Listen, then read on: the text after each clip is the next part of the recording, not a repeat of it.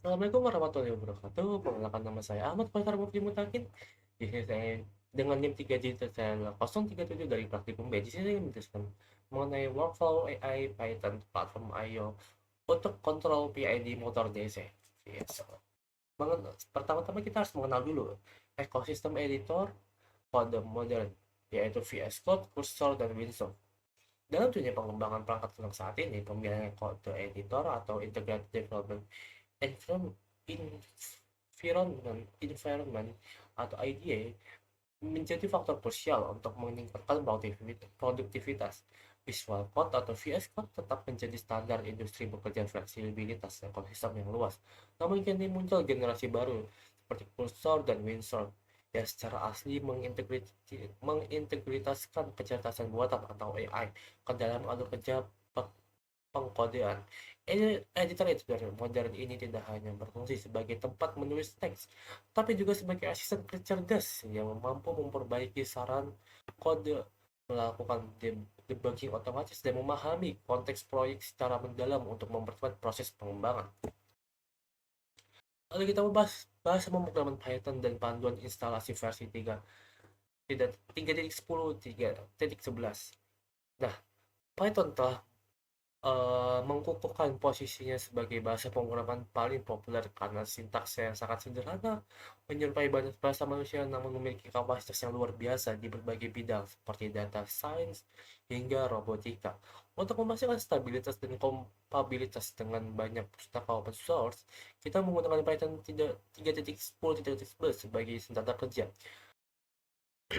Proses instalasi dilakukan dengan mengunduh paket resmi dari situs Python, memastikan opsi Add Python to Pad telah dicentang agar perintah Python dapat diakses melalui terminal, sehingga lingkungan pengembangan siap digunakan untuk menjalankan berbagai script kompleks. Untuk linknya sudah saya berikan di bawah situ.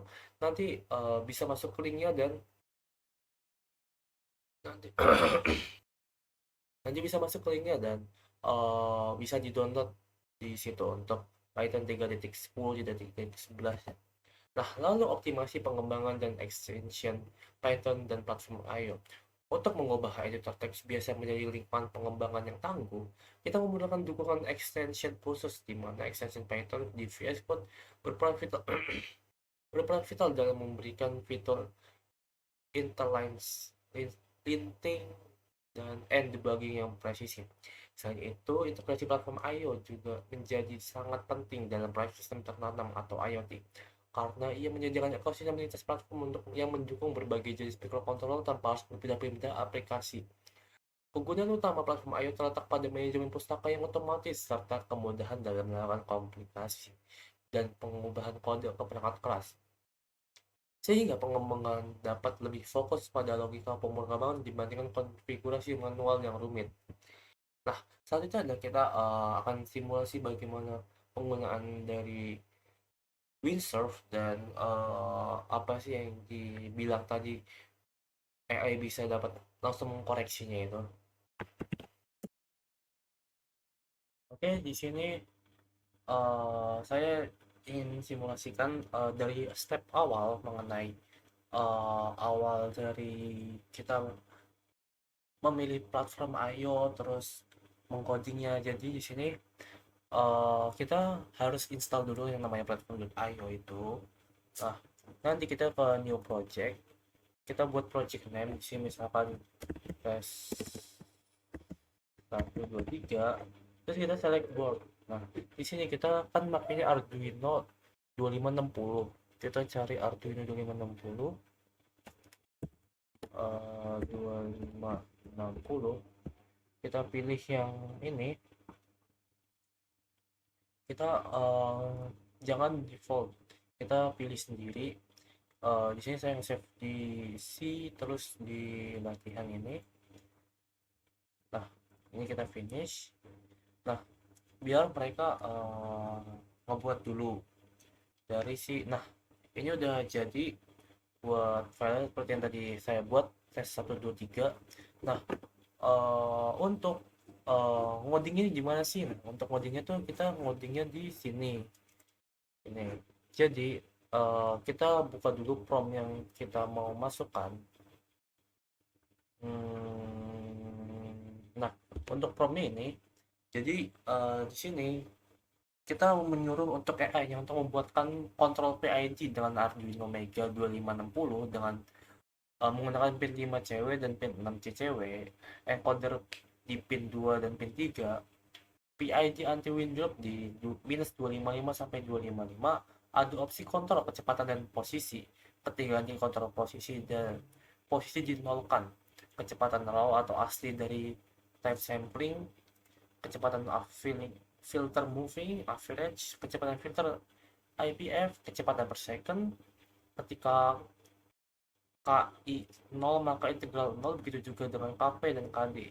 QI Python Qtil 5, UI ukuran 1900 kali 960, settingan di sebelah kiri lebar 700, grafik 1 2 kanan, opsi posisi atas dan bawah masing-masing grafik ada check uncheck untuk menampilkan data, dan ada legend checkpoint, kecepatan dalam time sampling, kecepatan MA, kecepatan IPF, kecepatan per second, posisi, error, PID, connect, disconnect, pilih port, refresh, start, stop. Jadi satu, clear, grafik, save PNG, ketua grafik, dan save Excel, otomatis start data Excel ketika start. Set point minus 600 sampai dengan 600, geser tiap 0,1, KP 0,0 sampai 3, KI 0 sampai 3, KD 0 sampai 3, geser tiap 0,01. Alpha IPF 0 sampai 1, geser tiap 0,1, 0,01. Time sampling 0 milisecond sampai 300 milisecond, geser tiap 10. Bisa slider text, up, down, update ketika berubah nilainya, ada check, uncheck, filter, MA, EVF. Nah, ini buat apa namanya? Apa prompt yang akan digunakan untuk menyuruh si AI-nya untuk membuatkan si programnya. Nah, di sini saya sudah membuat file. Di sini ada banyak, ini project PID 2, PID 3. Nah, berhubung di sini kemarin itu udah limit, jadinya nggak usah. Jadi kita buka salah satunya aja, ini yang udah banyak ini. Nah, di sini utamanya itu ada di sini PCBA sama CRC ini. Nah, di CRC ini, di sini ada main CPP. Ini masih error karena ini limit. Nah, di CPP ini merupakan logika dari si kontrol PID-nya. Jadi dia ini otak dari si PID-nya, sedangkan dia di main.py ini tuh buat UI si Python-nya. Jadi nanti si Python-nya itu sebagai interface-nya kita, sedangkan si main CPP-nya ini buat jadi otaknya. Mungkin bisa dijalanin.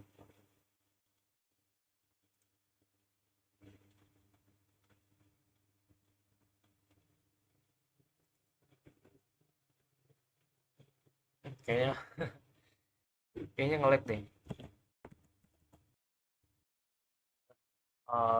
Maaf tadi, kayaknya laptopnya ada nge-lag. Nah, ini dia dari UI yang dihasilkan dari prompt tadi. Dapat dilihat bahwa nanti kalau misalkan yang terhubung, nanti kan ada berbagai macam port yang bisa dipilih. Nah, nanti bisa di-connect, kemudian nanti kita bisa milih mau speed control atau position control, terus kita bisa milih set point-nya. Bisa dilihat ininya step 0,1, kemudian KP-nya step 0,01, KI juga, KD juga, ini juga time sampling step step 1 ya, kayak kan. Nah, terus nanti apabila udah itu kalian bisa start, nanti grafiknya kan muncul. Biasanya bisa checklist-checklistan untuk uh, hasilnya nanti. Terus kita membahas tentang grafik yang dihasilkan dan data yang dihasilkannya.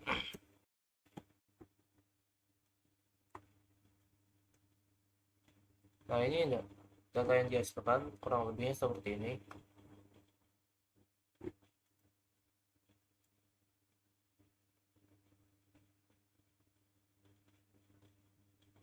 Nah, untuk data yang dihasilkannya, dan ini untuk grafik yang dihasilkannya. Grafik kontrol kecepatan dapat dilihat, grafiknya masih tidak terlalu bagus, cuman sudah mendekati. Dilihat dari set pointnya.